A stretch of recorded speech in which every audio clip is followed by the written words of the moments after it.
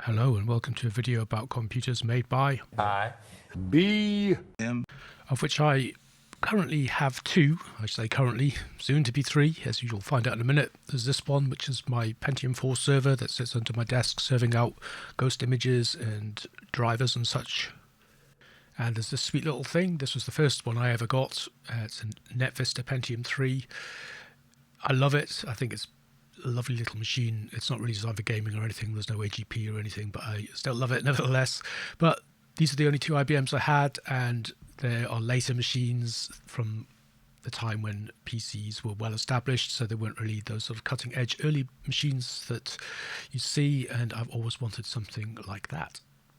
So I was somewhat surprised and very excited when this thing appeared in a local classified of all things on Facebook Marketplace.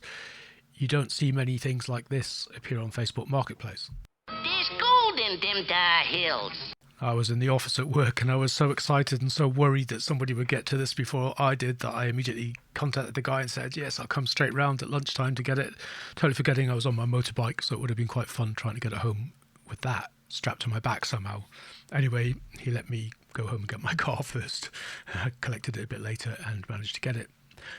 So when I collected it, the guy he said it was in working order, but all he meant by that was he flicked the switch and heard the fans whirring. He didn't have a monitor or anything to test it out with, but I took a chance anyway and brought it home with me. So I knew there was some kind of PS2, but didn't know what because I couldn't see from the Facebook Marketplace photographs, which were all fuzzy. I didn't want to ask the guy because he didn't seem to know what he was talking about. But yeah, it was a Model 50, so this is one of the first batches of PS2s. So it's like a second generation after the XT. Nice early beige, clunky, proprietary IBM thing. It's a 286, this one. I think PS2s came out with 386s as well. And yeah, I was very pleased to get it. It even has one of those big clicky power switches that I see and envy when other people show this kind of stuff on their videos. So there's nothing really exciting going on the back. We've got PSU, we've got our lock, we've got our PS2, newfangled PS2 sockets for mouse and keyboard, parallel serial ports, VGA out, and 3 expansions. But of course, this is not a normal machine when it comes to expansion, as we'll find out in a minute. So yeah, having established the new sort of PC standard that everybody was making clones of with the XT, IBM suddenly thought, oh no, everybody's taking our business, and reverted to something that was completely non-standard. So this thing bears no resemblance to any other PC architecture before or since, I don't think. So yeah, look at this. Toolless case, a toolless case. You can take it apart without a screwdriver, and this is 1987. So this kind of thing's very familiar today on modern gaming cases and things. Took a long time to get there. I didn't really get cases with this kind of thing till much later. So yeah, 1987, second generation of IBM personal computers, and you don't need a screwdriver to get in. So I think that's pretty funky. And so the lid comes off. Who knows when this was last opened? So there we go, a lot of dust. So it's obviously been quite a while since it was last opened. Let's take a look, and straight away you can see there we've got our Intel 286 running at a mighty 10 megahertz. And right next to it, we've got a 287. So it's got the maths coprocessor. I don't know whether that came from the factory or somebody retrofitted it later. We've got these slots, look like PCI slots, but of course they're not. They're MCA slots for this newfangled microchannel architecture, which is what this PC has. Nothing like any other PC really. We've got a big chunky hard drive there. We've got these blue tabs, quick release tabs by the looks of it. So as I said, it's toolless to get in and it's toolless to take apart as well. We'll get into that in a little bit as well. Very clever stuff for 1987. And down here we've got a battery. I doubt there's any charge left in that. And we've got a spare drive bay for a second floppy. And of course these floppies are non-standard either, so hope it works. Okay, moment of truth. So we're all hooked up to a monitor, keyboard.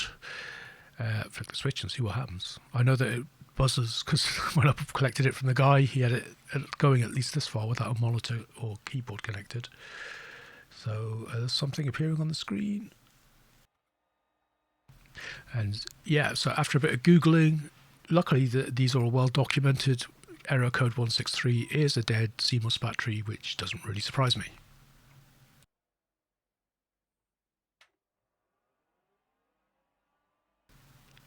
Booting up again, we can see also that we've got a mighty 1 megabyte of memory.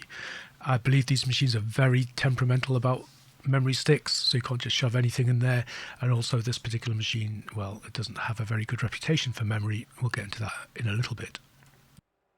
Okay, let's get inside and see if we can get this thing working. So we've got a 1.44 meg floppy drive. Sounds standard, but it isn't. It's a proprietary drive, and these things are prone to fail from what I've read, though mostly a recap seems to fix issues, so hopefully this one will work, but we'll find out in a minute. So the first thing I've got to do before we do anything else is cast that dead CMOS battery error to see what other errors we might run into. So these batteries are easy to get. Got this one on Amazon. It's a like-for-like replacement, CRP2. The battery that's in there is in this kind of clip thing above the speaker, and a bit worried about brittle plastics. Who knows if this was the original battery or not? I suspect it was. The sort of yellow label, no brand or anything, so it doesn't look like it's been replaced. It looks like a kind of thing that might come with it. And from what I've read in other blogs, those things can snap, those plastics, quite easily, but we got away with it this time. So once this is in, hopefully that'll be it.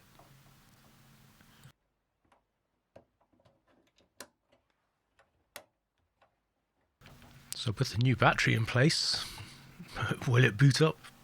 Who knows? Wait with bated breath. 161. 163, so that didn't change anything. So a short while later, after a bit more Googling, I realized that I need a floppy disk.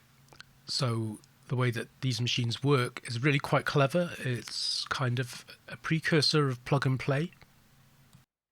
And the idea is whenever any changes are made to these systems, you download a utility, configuration utility.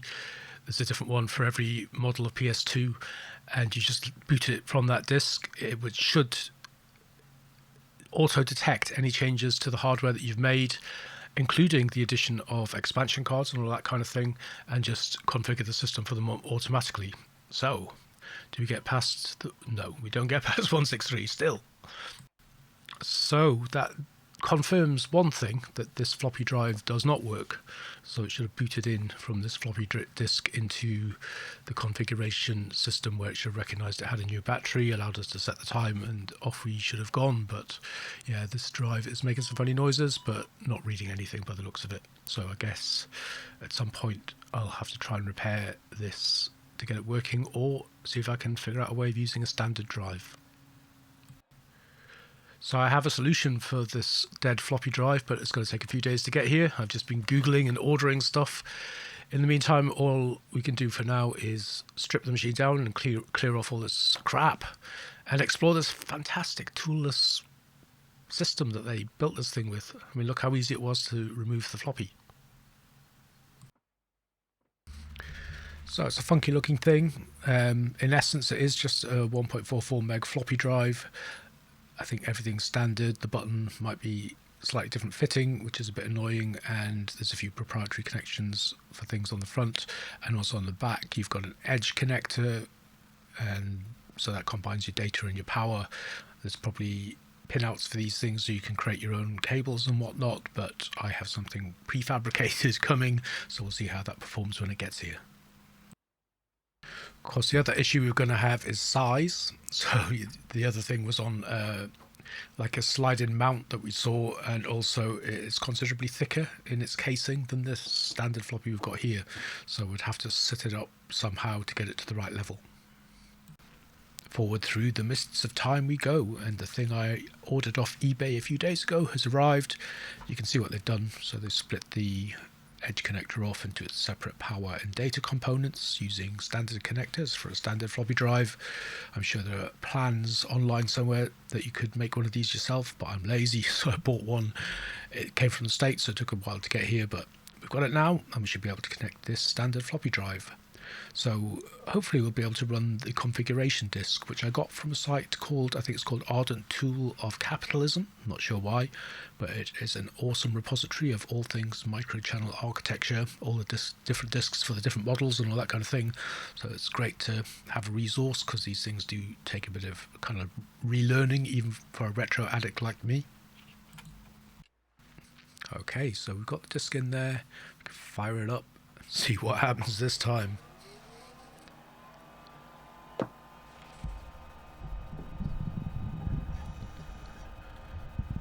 Okay, so we've got the memory count, and then we got our 161 error, and then we got the 163 error. Now this is as far as it got the last few times. It took me a good few goes to figure this out, but then it flicks over to this flashing cursor. I did hear a bit of life out of the floppy drive, so it took me about 3 attempts to realise that it was maybe still doing something, though there was no signs of life at this point. So I figured out that I just had to be patient and see what happened.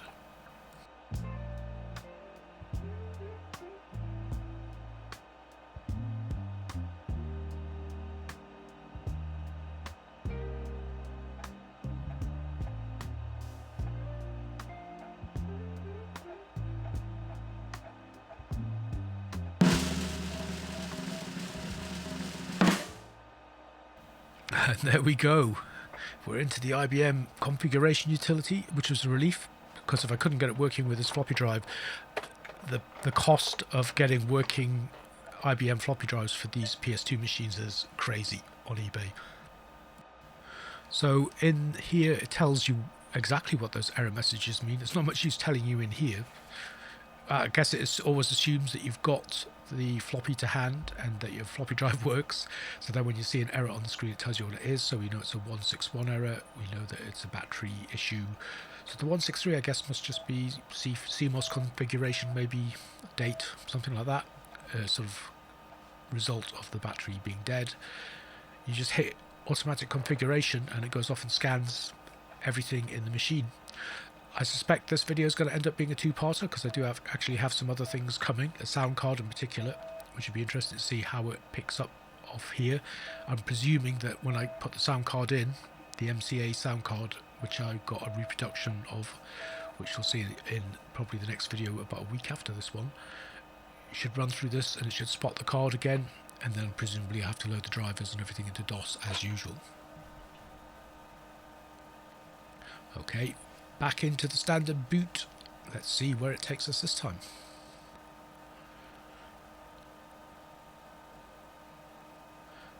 Should be seeing some error messages, or hopefully no error messages. And there's the hard drive, listen to that. Noisy, clicky. Oh, there we go. Wow, look at that. The Joneses main menu.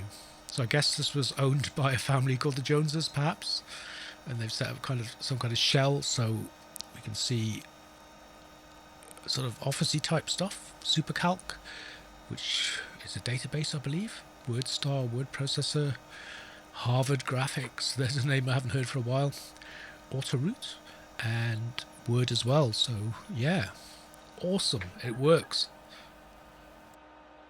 So, having had some good news and knowing that the hard drive and everything appears to work on the machine, and it's got some stuff, without going any further into it, I thought it was about time to strip the machine down, give it a good clean, and then see if I can figure out any quick ways of getting that floppy drive to sit nicely.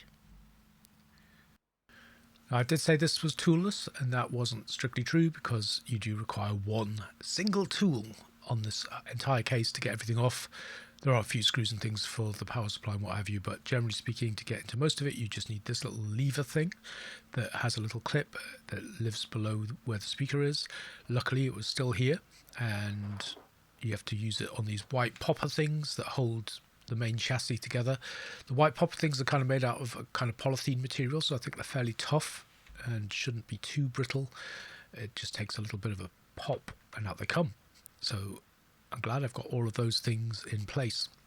So it came to, when I took this thing apart for the first time, it was pretty confusing, annoying, and, well, downright frustrating. So this one little section here with the speaker and the battery on it should just slide out, and there's only one popper there, and literally there's about 10 minutes of video here. I'll give you the edited version, but it took a long time to figure out quite why this wasn't coming. But after a lot of dicking around, I did find that there's a little clip down at the back underneath it that also needs to, you just need to move it with your finger after it comes. So that was quite frustrating. I had already decided that I hated this toolless thing at this point, but I did warm to it as we went through it. You'll see why, because it is a pretty damn clever thing. So getting that little bit around the battery and the speaker off was a good initiation on how to get these poppers. They do bend a little bit. I was a bit worried about that, so I'm trying to support them equally on both sides as best I can, but they do click off quite nicely, and hopefully once I've given this thing a clean, I won't have to bother them ever again. So I removed all of the poppers that I could see, and the sort of frame that everything sits on still wasn't moving, so I figured that must be something underneath the hard drive.